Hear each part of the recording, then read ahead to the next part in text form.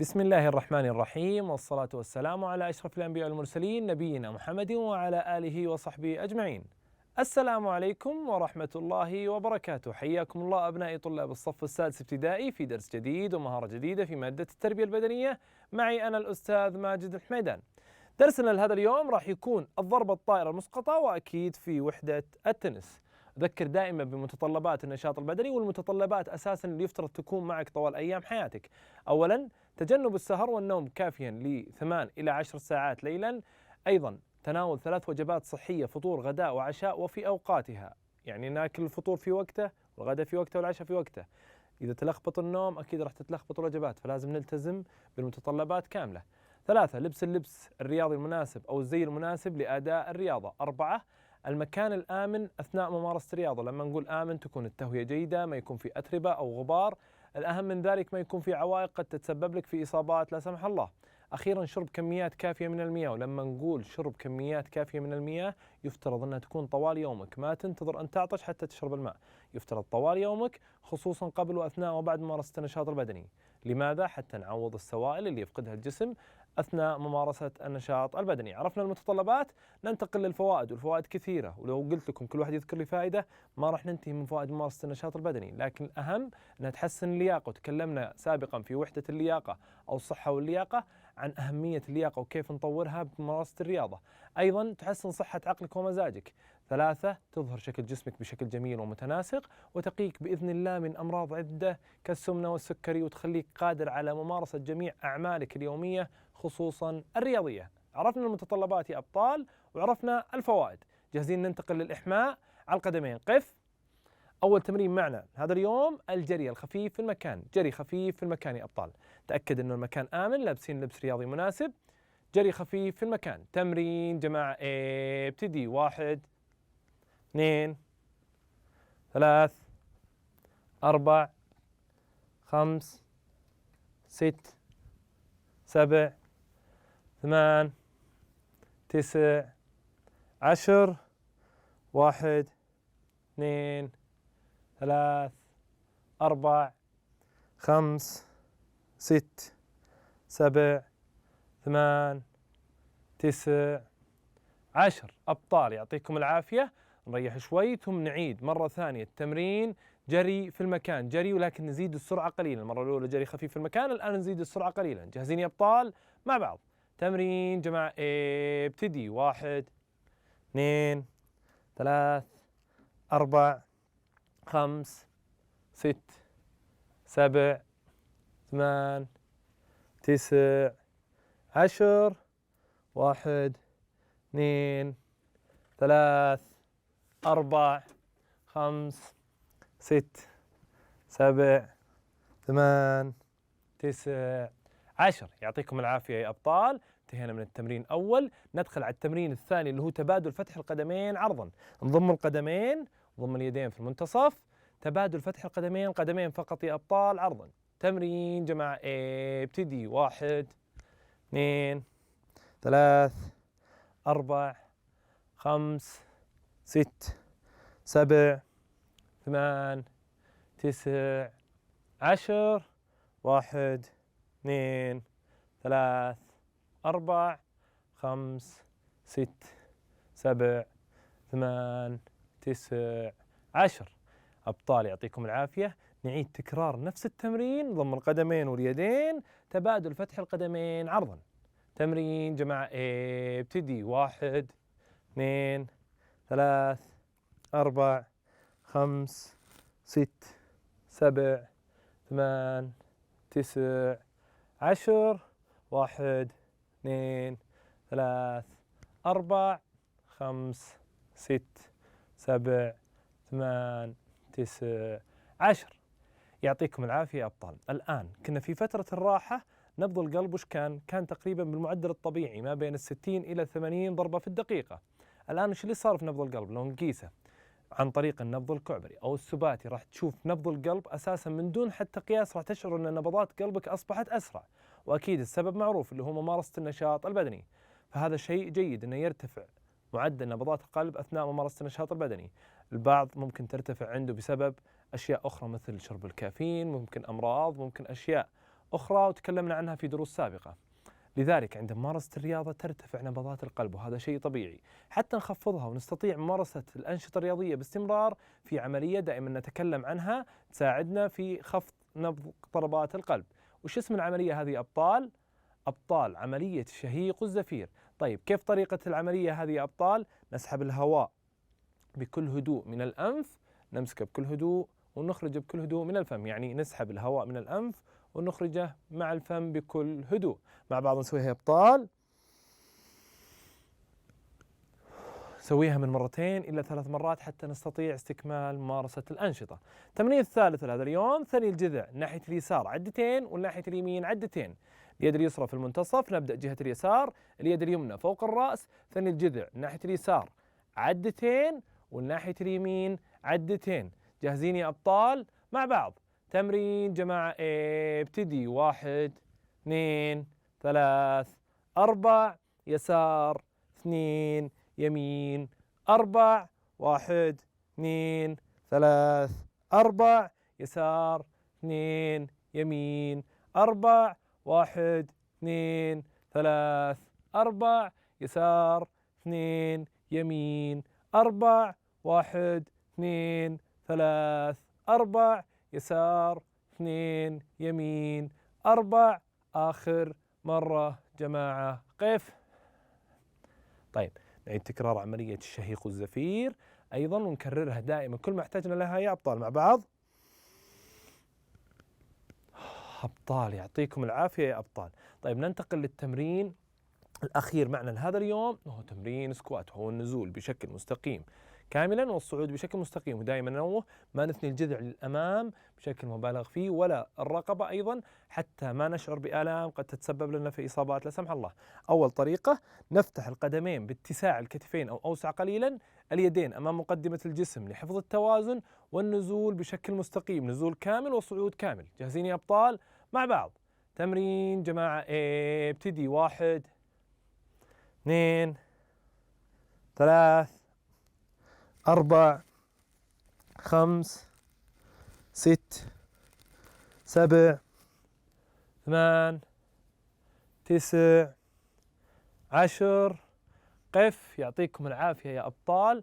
نريح شوي، نحرك القدمين في المكان، ثم نعيد تكرار نفس التمرين مرة ثانية. نفتح القدمين باتساع الكتفين أو أوسع قليلا، اليدين أمام مقدمة الجسم لحفظ التوازن، والنزول كاملا بشكل مستقيم والصعود كاملا بشكل مستقيم. جاهزين يا أبطال؟ مع بعض تمرين جماعة ابتدي. 1 2 3 4 5 6 7 8 9 10. يعطيكم العافية يا أبطال. انتهينا من الإحماء الآن، ندخل على جانب الإطالات، ونبدأ دائما بأول تمرين النزول على قدم واحدة ومحاولة الوصول إلى أقصى قدر تستطيع الوصول له، بشرط ما نثني الركبتين حتى نشعر بالعضلة الخلفية، وحتى نستفيد من التمرين ما نثني الركبتين يا أبطال. جاهزين؟ مع بعض تمرين جماعة ابتدي. 1 2 3 4 5 6 7 8 9 10. القدم الأخرى يا أبطال، القدم الأخرى. 1 2 3 4 5 6 7 8 9 10. يعطيكم العافية يا أبطال. الآن أكيد أعطينا العضلة الخلفية حقها من الإطالات، لازم أيضا العضلة الأمامية نعطيها حقها من الإطالات. ودائما أدي التمرين هذا، لكن دائما أنوه أنه نتكئ على جدار أو على جسم ثابت حتى لا نفقد التوازن ونسقط. نقدر نأديه أكيد بدون الاتكاء على حائط أو جسم ثابت، لكن من الأفضل حتى ما تفقد التوازن تتكئ على جدار أو على جسم ثابت. جاهزين يا أبطال؟ مع بعض جماعة ابتدي. 1 2 3 4 5 6 7 8 9 10. القدم الأخرى يا أبطال. 1 2 3 4 5 6 7 8 9 10. يعطيكم العافية أبطال. أكيد أخذنا إطالات للجزء السفلي من الجسم، أيضا الجزء العلوي نعطيه حقه من إطالات عن طريق التمرين الأول العضلة الخلفية أو عضلة التراي. بالشكل هذا نفرد اليد كاملة، نعيدها للخلف بالشكل هذا، محاولة دفع الكوع أو المرفق للخلف حتى تشعر بالعضلة الخلفية هنا. جاهزين يا أبطال؟ مع بعض جماعة. ابتدي. 1 2 3 4 5 6 7 8 9 10. اليد الأخرى يا أبطال، اليد الأخرى. 1 2 3 4 5 6 7 8 9 10. يعطيكم العافية يا أبطال. آخر تمرين معنا لهذا اليوم هو سحب اليد اليمين اليسار باليد اليسرى، وسحب اليد اليسار إلى اليمين باليد اليمنى. جاهزين يا أبطال؟ مع بعض جماعة. ابتدي. 1 2 3 4 5 6 7 8 9 10. اليد الأخرى يا أبطال. 1 2 3 4 5 6 7 8 9 10. يعطيكم العافية يا أبطال. كذا نكون انتهينا من الإحماء والإطالات بشكل كامل.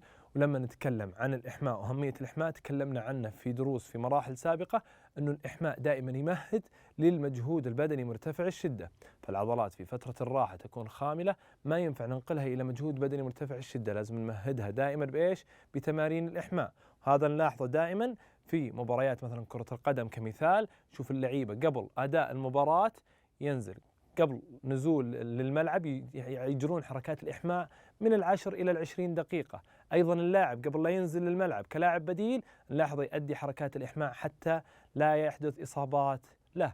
لذلك دائما ننوه على أهمية الإحماء وأهمية أيضا ممارسة الرياضة بشكل يومي. يعطيكم العافية يا أبطال. ننتقل ونراجع مع بعض وش أخذنا في الدرس الماضي. أخذنا الإرسال المعكوس في التنس، تكلمنا عن أداء الإرسال المعكوس، وهو أحد الإرسالات أو طرق الإرسال في لعبة التنس. ضرب الكرة من الحافة الداخلية القريبة من وسطها ومن أمام جسم المرسل تقريبا. يكون المضرب متهيئا خلف ظهر المرسل، ويكون الطالب قد اختصر الأرجحة، ويكون وجه المضرب مقابلا للأرض في أثناء سحب الذراع للأعلى لتنفيذ الضربة، وهذه الضربة مشابهة تماما للإرسال أو الضربة الساحقة. يستطيع الطالب تنفيذ الإرسال بأن تضرب الكرة من الخلف للأسفل، أما المضرب فيتجه في أثناء الأرجحة من اليمين إلى الجانب ثم إلى الأعلى من جهة يمين الطالب لا من وراء الظهر. معناتها الإرسال المعكوس يشابه أساسا إيش؟ الضربة الساحقة. معناتها أنه المضرب راح يكون جاهز عكس بقية الإرسالات، يكون المضرب أسفل ثم يتم رجحته، لا، هذا يكون اليد جاهزة خلف الرأس لأنه يشابه الضربة الساحقة وتكلمنا عنها في درس سابق. أيضا يكون انتقال المضرب من اليمين إلى الجانب، ويكون ضرب الكرة مش من منتصف الكرة، يكون قلنا إيش؟ من الجانب. حتى نتقن أداء الإرسال أكيد لازم نتقن الضربة الساحقة، بعدها راح نتقن أداء الإرسال وتكلمنا عنه بشكل أوسع في درسنا الماضي. وأخذنا أيضا الإرسال من تحت الذراع، تكلمنا أنه ينفذ هذا الإرسال بأن تترك الكرة لتسقط من يد الطالب أو يدفعها قليلا، وفي هذه اللحظة تتم الأرجحة إلى جانب الجسم إلى أن تمتد الذراع للخلف. يبدأ الطالب بعملية الأرجحة الأمامية، وتكون مشابهة لعملية ضرب الكرة بطريقة الضربة الأمامية، بأن تتجه الذراع والمضرب للأسفل كي يلاقي الكرة وهي في جانب الجسم. تضرب الكرة من الخلف أو من الجانب كي يعطيها دورانا، أي تشابه إيش؟ الضربة الأمامية. فأنا عندي الآن طريقتين إرسال، عندي الإرسال المعكوس يشابه الضربة الساحقة، والإرسال من أسفل الذراع أو من تحت الذراع يشابه الضربة الأمامية. فأنا عشان أتعلم طرق الإرسال هذه وأصل إلى مستوى متميز وأفرق عن بقية المتنافسين، يجب أني أتقن أداء الضربة الساحقة، أيضا أتقن أداء الضربة الأمامية، وهي من أكثر الضربات أيضا للاعبي التنس. دائما نلاحظ أن الضربات الأمامية والضربات الخلفية والساحقة من أهم الضربات، فلو تعلمت الضربة الأمامية راح يسهل عليك أنك ترسل الإرسال من أسفل الذراع. فقط الفرق بينهم أن هناك كرة متحركة لكن الإرسال يكون من الثبات، فالفرق بينهم يكون تقريبا شيء بسيط. أيضا قلنا بالإرسال المعكوس يشابه الضربة الساحقة، ولكن الفرق أن هذه الكرة جايتني مهيئة حتى أضربها ضربة ساحقة، أما الثاني أنا أهيئ الكرة لأني في وضع الثبات وأرسلها. طيب وش الفائدة من تعدد الإرسالات؟ أكيد أنا لازم لما ألعب ضد منافس يكون كل مرة أغير طريقة إرسالي حتى ما يحفظ طريقة لعبي وأصير متفوق أو متميز على بقية المتنافسين حتى أفوز دائما ولا أخسر. يعطيكم العافية أبطال، عرفنا الفرق بين الإرسالات. خلونا ننتقل اليوم ونشوف وش معنى من المهارات. انتهينا من الإرسال المعكوس، انتهينا من الإرسال من تحت الذراع. اليوم إن شاء الله راح ناخذ الضربة الطائرة المسقطة. طيب الضربة الطائرة المسقطة هي أحد المهارات الهجومية في لعبة التنس، وندقق هنا على كلمة هجومية. ويجب على كل لاعبي التنس معرفة الطريقة الصحيحة لأداء مهارة الضربة الطائرة المسقطة. طيب لو قلت لكم الآن في التنس ضربة طائرة مسقطة، أكيد من خلف الشاشات في لعيبة التنس أبطال يمكن عارفين المهارة بشكل أكبر، لكن أنت لما تجي ضربة طائرة مسقطة هل تعتقد أنه في التنس فقط القوة هي اللي تحفز لك نقاط؟ لا، في ضربات وضربات هجومية تكون جدا خفيفة وأخف مما تعتقد. لذلك القوة دائما مش حل حتى أحرز النقاط، لازم أتميز وأعرف كل الضربات. وخلونا ناخذ خطوات أداء المهارة حتى نفهمها بشكل أكبر. أولا الطالب ذراعه للخلف ليستعد، ويقصد بهذه الضربة ضرب الكرة وهي طائرة وإسقاطها في منطقة قريبة من الشبكة في ملعب المنافس. اثنين، في هذه الضربة تسحب اليد لضرب الكرة ومضربه بجانب الجسم، والقبضة تكون قريبة من الركبة في الساق المتقدمة، وبمجرد نقل الرسخ للخلف تجعل شبكة المضرب بوضع مائل. معناتها أنا أول شيء لازم أعرفه أنه الكرة أنا لازم أختار التوقيت والضربة المناسبة، مو أي كرة أجي أقول لا لازم أضربها ضربة أمامية أو ضربة خلفية. إذا كانت تستحق ضربة أمامية أعطيها أمامية، خلفية خلفية. لكن إذا كانت ضربة طائرة مسقطة معناتها الكرة راح تكون مهيئة ومرتفعة في الأعلى، يدي راح تكون للخلف، رسخ اليد هنا لازم يعود للخلف ويكون مائل بمواجهة الشبكة، ما يكون مواجه الشبكة بشكل مستقيم، يكون مائل. طيب شلون أداء الضربة هذه؟ الضربة هذه إذا كان اللاعب المنافس لعب لي كرة وأنا أعطيت إياها بوضع صعب ولعب لي كرة، أنا ما أحاول إني أوديها في أطراف الملعب، لا تكون خلف الشبكة مباشرة. لماذا طيب؟ حتى يصعب على المنافس الوصول إلى الشبك، وضرب الكرة مرتين في الأرض كافي لإحراز نقطة، فأنا ألعبها خفيفة حتى ما يستطيع اللحاق فيها وأفوز بالنقطة. لذلك دائما نقول حفظ خطوات أداء المهارة وتطبيقها بشكل مستمر راح يصل بإذن الله لك بمستوى احترافي. ثلاثة، بحركة بسيطة من الذراع للأمام في أثناء اصطدام شبكة المضرب بالكرة سوف ترتد الكرة خفيفة إلى ملعب المنافس وتسقط قريبا من الشبكة داخل ملعب المنافس. طيب لو افترضنا أن هنا عندي ملعب التنس وهذا خط المنتصف هو الشبك، تلعب الكرة إذا أنا واقف هنا تلعب الكرة بالقرب من الشبك هنا، لأن المنافس راح يكون بعيد حتى يصل إلى الشبك لازم يحتاج وقت أطول، لذلك راح تصل الكرة وتضرب ضربتين وبكذا راح أحرز نقطة. طيب علشان نسهل المهارة بشكل أكبر ما نحاول نستخدم المهارة إلا في الوقت المناسب، دائما نقول اختيار التوقيت، الوقفة الصحيحة، مسك المضرب بشكل صحيح، بعدها أنتقل لخطوات أداء المهارة اللي هي المضرب للخلف، الرسخ مائل للخلف، أضرب الكرة بشكل خفيف وأحاول أني لما أضربها ما تكون في منتصف الملعب أو بعد الشبك في مسافة مترين أو ثلاثة، لا أحاول أسقطها بأقرب مسافة تحت الشبك. طيب كيف أستطيع أني أسقطها؟ بالاستمرار بأداء المهارة بشكل دائم. طيب أنا لما أجي ألعب ما أقول لا أنا أخذت في حصة التربية البدنية أني أعيد اليد للخلف، لا أرجع الرسخ، هي حركات لا إرادية مع الاستمرار في أداء خطوات أداء المهارة، وأيضا تسجيل الملاحظات أو الأشياء الخاطئة اللي طبقتها في أداء المهارة، أستطيع أني أتجاوز هذه الأخطاء. ومع كثرة الممارسة ربط المهارة بمهارات أخرى أيضا في التنس مثل الوقفة الصحيحة، مسك المضرب بشكل صحيح، ربطها بالمهارات الأخرى راح يسهل عليك أيضا لعب المهارة بشكل صحيح. ودائما نذكر أنه مهارات التنس كثيرة جدا، في منها الهجومي في منها الدفاعي. الهجومي دائما لا يتميز فقط بالقوة، هذه تكون كرة بطيئة جدا وتكون خلف الشبك وتكون دائما نقطة مضمونة للاعب اللي يطبق المهارة بشكل صحيح. طيب عندنا مراجعة لدرسنا لهذا اليوم، نراجع سوا يا أبطال. تعتبر الضربة الطائرة المسقطة من المهارات الدفاعية. ها يا أبطال، هل هي مهارة دفاعية؟ لا بالتأكيد، لأن الكرة جيتني قريبة وأنا اخترت وضعها خلف الشبك، فطالما أنا اخترت معناتها أنا اخترت لعبة هجومية وتكون خفيفة. اللعبات الدفاعية أو المهارات الدفاعية دائما تكون أصلا بعدم اختياري، لأني أنا قاعد أدافع حتى ما أخسر النقطة، لكن الهجومية أكيد باختيار إني أضعها، إما ضربة أمامية أو ساحقة أو خلفية أو طائرة مسقطة. لذلك هل تعتبر الضربة الطائرة مسقطة هجومية أم دفاعية يا أبطال؟ تعتبر مثل ما قلنا في بداية الدرس أنها من الضربات الهجومية. السؤال الثاني: تلعب الضربة الطائرة المسقطة خلف المنافس في نهاية الملعب. احنا قلنا أن نلعبها بشكل خفيف حتى تسقط وين؟ عند الشبكة أو أسفل الشبكة أو خلف الشبك مباشرة، فهنا يقول لك أنها تكون خلف المنافس. وهذه مهارة أخرى سبق أخذناها، أنه إسقاط الكرة أو الطائرة العالية تفرق عن الطائرة المسقطة تحت الشبك، فلازم نفرق بين المهارات ولازم نحفظها زين، ولازم نربط دائما نقول مهارات في بعض وما نلخبط، وكثرة الاستمرار في أداء المهارات راح يصل بك إن شاء الله إلى مستوى عالي. الآن جوابنا على هذه يا أبطال، هل هي تكون نهاية الملعب أم بالقرب من الشبكة يا أبطال؟ أكيد إجابة خاطئة، تكون بالقرب من الشبك. في الأخير كرة التنس أو لعبة التنس مهاراتها كثيرة جدا، أخذناها تقريبا من مراحل أخرى وراح ناخذها في مراحل متقدمة. يفترض علينا دائما نراجع ونربط المهارات في بعض حتى نصل لمستوى عالي واحترافي. الله يعطيكم العافية يا أبطال، أتمنى أنكم تكونون استفدتوا واستمتعتوا معنا في درسنا لهذا اليوم. استودعكم الله الذي لا تضيع ودائعه، في أمان الله.